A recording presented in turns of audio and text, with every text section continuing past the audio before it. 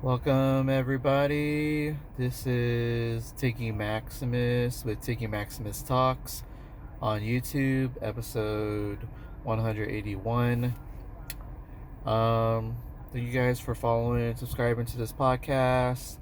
Also, to spread the word to your friends and family and everyone in between about the podcast on Spotify and YouTube. Also, thank you also for donating to the podcast. And if you haven't already, there is a link on my Spotify episodes where it'll let you donate to the podcast. There's also a link on my YouTube podcast where there's a link. You'll just copy and paste it.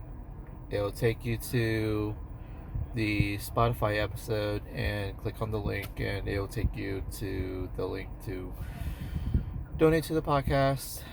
And honestly, anything's appreciated. Let's try to make this a super big podcast. Make it bigger than the Joe Rogan podcast. Make it more popular than Kill Tony. But anyways, I mean, this podcast, you guys know by now, I'm going to talk about food, comedy, and sports. Let you guys know what good is out there for food, what's good in comedy, what's bad about food, what's bad about comedy. Talk about what's going on in the sports world. Um, let's start off with a comedy show review.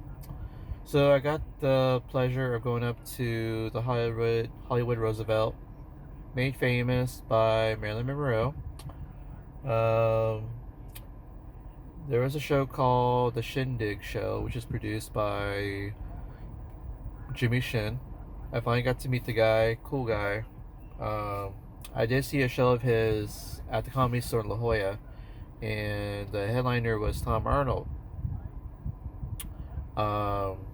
This time, the headliner for this show on June 21st, it was Mary Lynn Rajskub.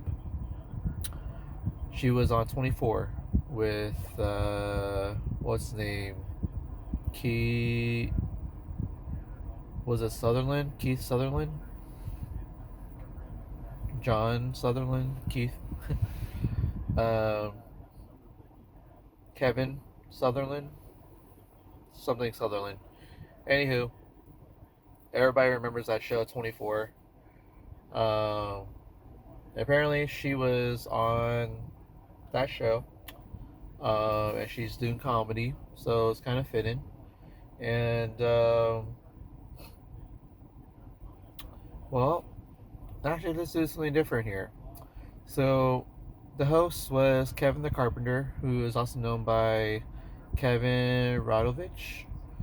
So he was hosting the show, and the usual format for this Shindig show is they actually have the headliner in the middle of the show. So, and then you have some few comics that would end up being, a little bit after. So, let's start with the headliner. Let's get cut to the chase. So, Marilyn Rashkub,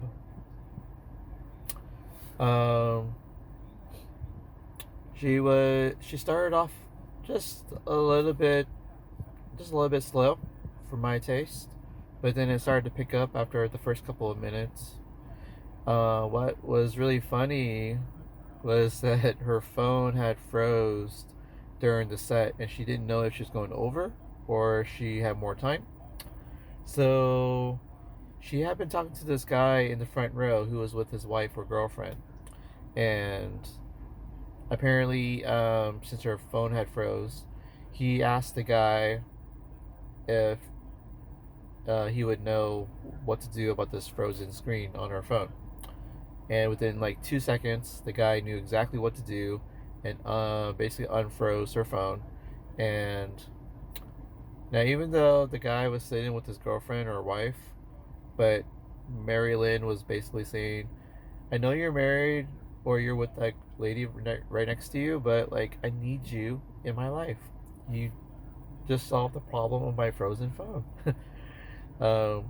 I guess they've been talking for like at least half of her set, maybe, and it got more funny as the whole set went along. So she had to also talk to somebody else in the front row. So that's like the perk of being in the front row, is you get to talk to with the people in the front row during your set. So um, I would say Mary Lynn's comedy and that funny stuff that happened with the front row people and her phone.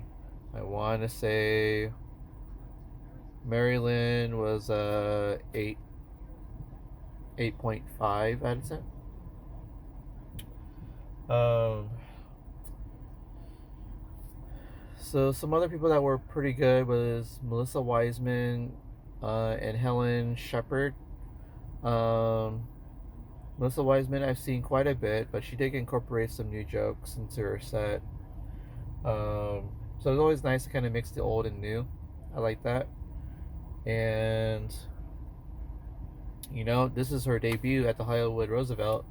We've gone as spectators, but I've been kind of like just kind of talking to her and like saying that you're gonna be on the stage very soon someday, and it's gonna be a lot more frequent, and kind of in a way to kind of like put it in perspective that if you're in it for the long haul, you want to do something with it. So like it's just fitting that I want to come up for the debut of Melissa Wiseman at the Hollywood Roosevelt. So it was it was a fun show, and I'm glad that she got a great ovation.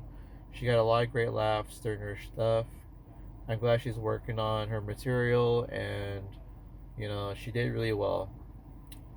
She brought some friends with her, and you know this was kind of a big moment, and it's the start of like a lot of new things for Melissa. So I would say she was an 8.6 out of 10 for her comedy. I did get to meet Helen Shepard. She's a lady from the UK. She talked about how when she first moved to America, there was a guy that she met within the first year or two, and she ended up marrying that guy. Um, I'm guessing that she means Chase Baker. It just so happens I just met the guy after the show, and we talked for a little bit. He's an actor. Um, so that was pretty fun. Getting to know Helen and her husband, Chase. Um, Helen was really good. She got a lot of good laughs. Crowd liked her a lot. She's really tall. I would say that her comedy was an 8.5 out of 10. Really great. Really good. Um, who was also really good was Randy Cusick. He talked about how he worked at like a high profile grocery store like Whole Foods. Female customer comes up to him asking about ducks, and I guess she wanted a duck from Santa Monica or Santa Barbara, and each of the ducks that Randy gave to the lady, she would look at the bottom of the duck and spread the legs and say that, oh, this duck is from Calabasas. Oh no, this duck here um, is from Laguna Beach. Oh, this one was from, let's say, Santa Barbara or from Santa Monica. So, and then I guess the lady asked the Randy, like, where are you from? And so this is pretty much the funniest part about Randy's set was that he said, well, I'm going to turn around. And then he showed his backside to the lady, and then perked his behind and tried to spread out his cheeks. And then he says, well, lady, why don't you tell me? After he already spun around and um, spread his butt cheeks for that. So that was pretty hilarious. I want to say Randy Cusick was an 8.5 out of 10. Really funny stuff. Um,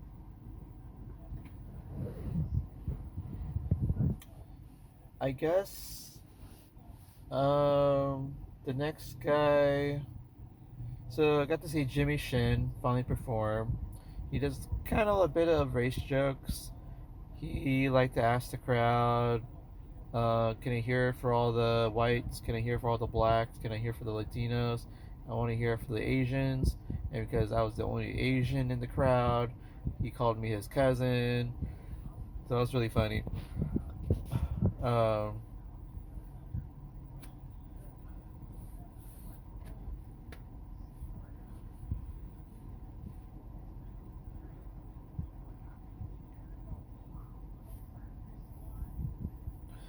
um, so overall, he got a lot of great laughs. I would say he was an 8.7 out of 10, actually. He's really good. Um, uh, there was a guy by the name of Patrick Rabin. He was an ex-cop. He kind of like told the crowd like how a police shootout or police raid is portrayed in real life versus what's being portrayed out on TV in the movies. Two different things. He liked to kind of act it out on stage. Actually, he brought out a banana gun, and he actually ended up on his back, and then he kind of like talked on the microphone while he was on his back. That was pretty fun. And then he brought out like a stereo or a speaker, and he started doing a rap song, which is his signature move. And he got everyone to say up in here, and it got super hilarious. And um, he changed the lyrics for his own sake, so that was actually pretty fun, actually. So I would say that Patrick Raymond was an 8.4 out of 10. So he was really good. Now, for the ones that were, I guess you could say it was kind of okay. Um, they got some laughs from what I remembered was Brandon Vestal and um, Jimmy Bradley. They got some laughs I can remember, but I want to say they were both like 8.3 out of 10. Um, there was one pop in. He didn't do too well. I want to say he was like, let's just say 7 out of 10. Um, I don't remember anything that he said, but I don't remember him getting a big ovation of laughs or anything. Um, it's probably best I don't know his name anymore, but I do have a picture of him on stage. um, there was Gary Robinson. He did go up. He only had like two funny parts. Is like, and so I would say for a total of like 15 seconds, he was actually funny. It was Gary Robinson. The way that he was introduced by Kevin the Carpenter, who, by the way, I actually didn't get to hear any part of his set, so I'm not going to say anything about his set, but he did great hosting anyway. Um, he said that Gary Robinson was nominated for like an Emmy or an Oscar, but Gary Robinson wanted to clarify that he was only nominated for editing.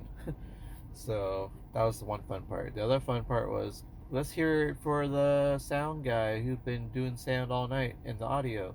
And then you got people to laugh, not laugh, but like clap. But he brought up the fact that he's the sound guy. So that got a bit of a chuckle. Um, so those are the only two things he actually did kind of laugh about. So, but everything else, I don't think he did too well with the crowd and on this comedy set. So he was about a 7.25, let's say. There's a Dr. Oppenheimer. Um, he did have a lot of like a story about one of his patients that stuck his cock in a vacuum cleaner, but it wasn't the suction side, it was more the grinder side. So that got a bit of gruesome, um, cringe reactions from the whole thing. So I don't think that it actually had did well the second time because I did see Dr. Oppenheimer before. Um, it was at the Shindig show in the La Jolla Comedy Store when Tom Arnold was headlining. But this one, second time now I've heard him, he did not get the same reaction. It was actually more chill than anything else. So Dr. Oppenheimer, I would say, let's say he was a 7.5 out of 10 for his comedy. Um, but yeah, that's my overall thoughts on the whole show. I'm glad I got to see it. Got to meet Helen Shepard, got to meet Kevin the Carpenter, Pat Raven, Dr. Oppenheimer. So it's kind of nice talking to Jimmy Shin and get to know him. I'll probably go to another show of theirs again, depending on where it is, because they moved the show in a lot of places. That's pretty good. That show does pretty well. I think it was like almost sold out actually, so it does really well. So go out and check all those people out. Um, I did go to Foodie Land at the Snapdragon Stadium because the Del Mar Fair was going on at the Del Mar Racetrack, so they had to move it to the stadium during this time. And it's in the parking lot of the stadium, and over 200 vendors showed up from all over California just to converge to San Diego. And um, you know, I do recommend that if you want to save on parking, because parking I think was like $15-$20. I just took the trolley over, so it's like to $1.25 or $2.50 for the trolley. So you basically spend $2.50 or $5 on a round trip. Um, but yeah, um, I got to try 3 items. I got to go with my friends Randy and Jan. Um, I got to try the shrimp and pork wontons from the Drunken Dumpling. They're from out of town. I think they're up in San Jose. Um, so that was interesting though. It was really good, and I want to say it was an 8.8 out of 10. Um, I've always liked their soup dumplings. I usually get the pho broth soup dumplings, the Xiaolong Bao. Um, it's really good. I don't think that I have anything to complain about any of their items I've had over the last couple of years. So if you have a chance, go try Drunken Dumpling if you're close to their actual location, or come to Foodie Land because they're always going to be there. So, uh, another item I tried was like lamb skewers. I got to try it from Dragonfire Barbecue. The lamb skewers were pretty good. I want to try something unique. Lamb skewers kind of caught my eye, and um, I would say,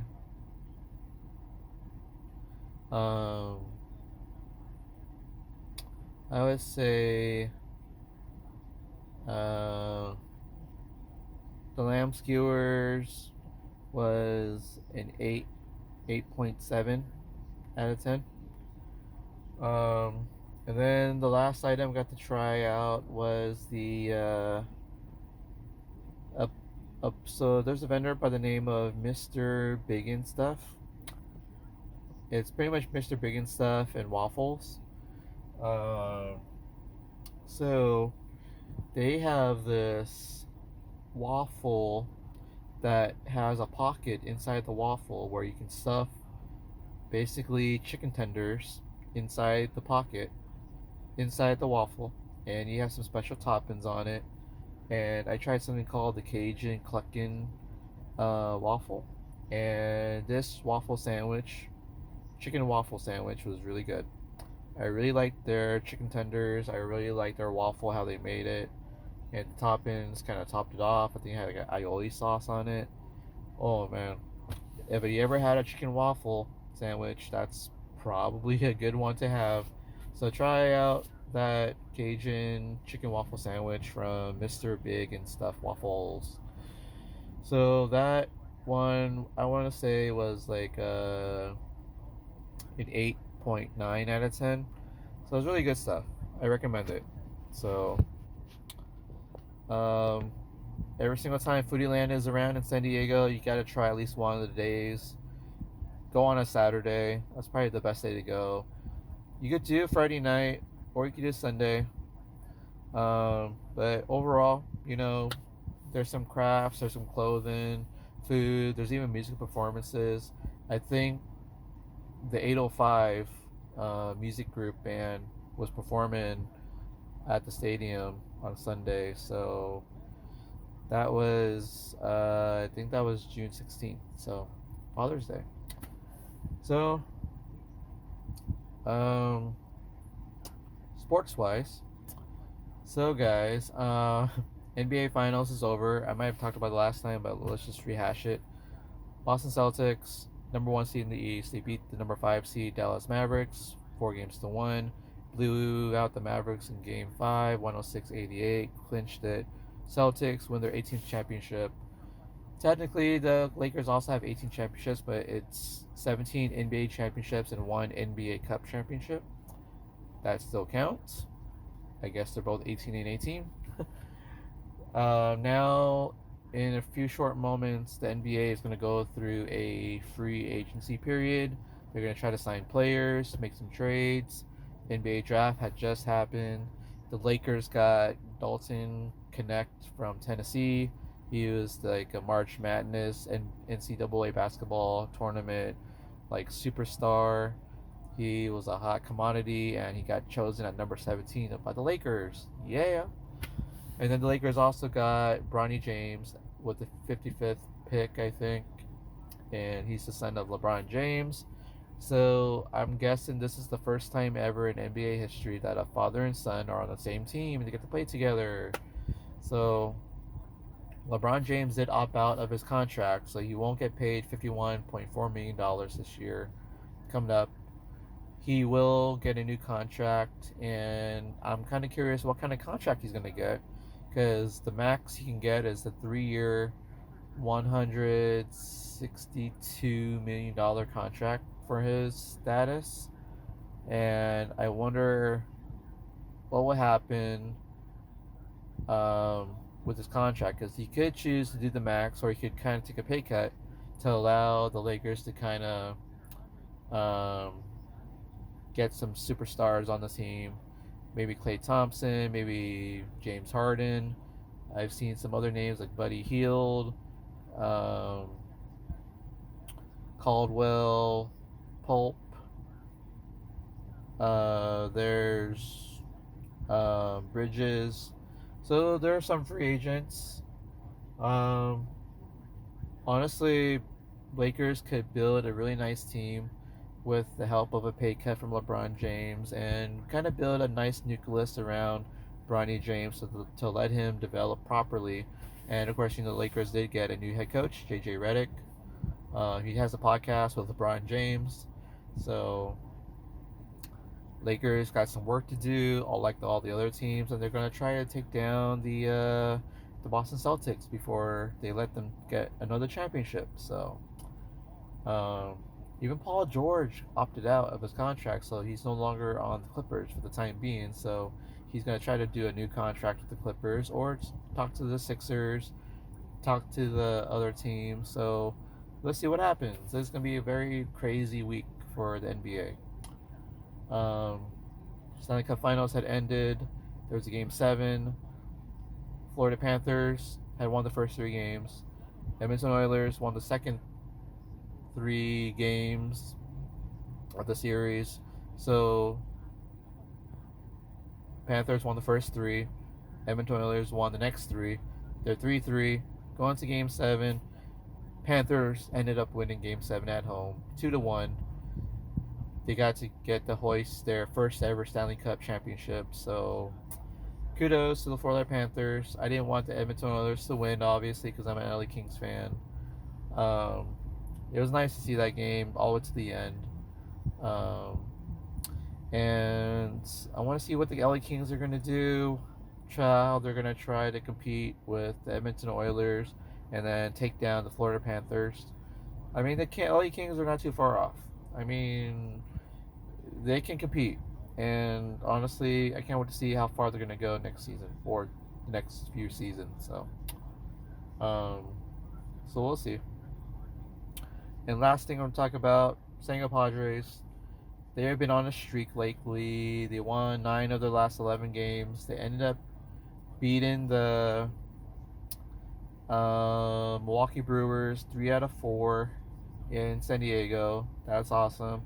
They swept the Washington Nationals all 3 games, and then they went to Boston, Fenway Park, and they blew out the Red Sox in Game 1, 9-2, and then blew them out in Game 2 on Saturday, 11-1, and then they dropped the last one. They lost to the Boston Red Sox 4-1 in Boston. So took 2 out of 3.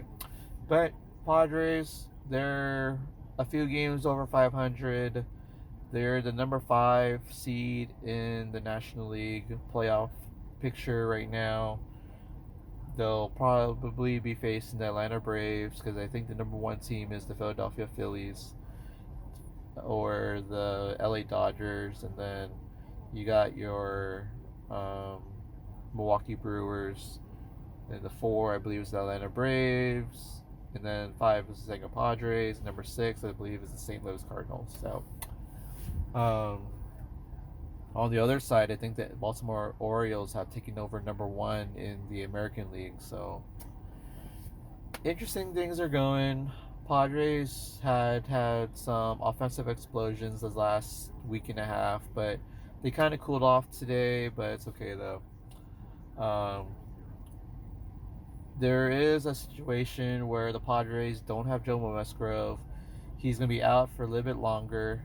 Fernando Tatis is hurt, and he's going to be out for a while too.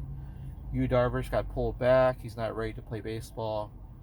So all the other players are going to have to start picking it up the slack. And right now, if the Padres can do this well without those guys on the team, more power to them. And honestly, I can't wait to see how far this Padres team will go and how well they're going to click going forward, and just slowly integrate those superstars back into the team. And the Padres might be the worst team anybody could face in the playoffs.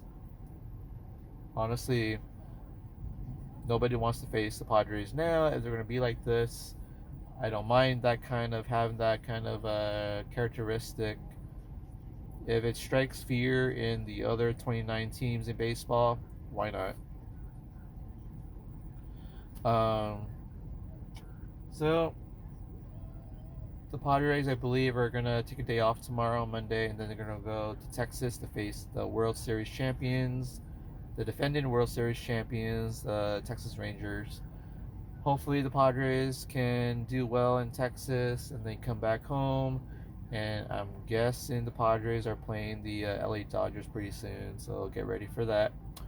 So cross your fingers for a wild season. And well, guys, next time I talk to you guys, I will talk to you guys about a few sushi places: Zon Sushi in Convoy. There's Cloak and Pedal in downtown San Diego, Little Italy. And I'll talk to you guys about another comedy show, Main Tap in El Cajon. And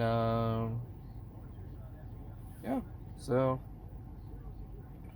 I will talk to you guys later. More stuff about sports later on. And you know the saying goes, a boom, Tiggy Maximus, signing off, baby. Alright, later guys. Talk to you guys later. Have fun.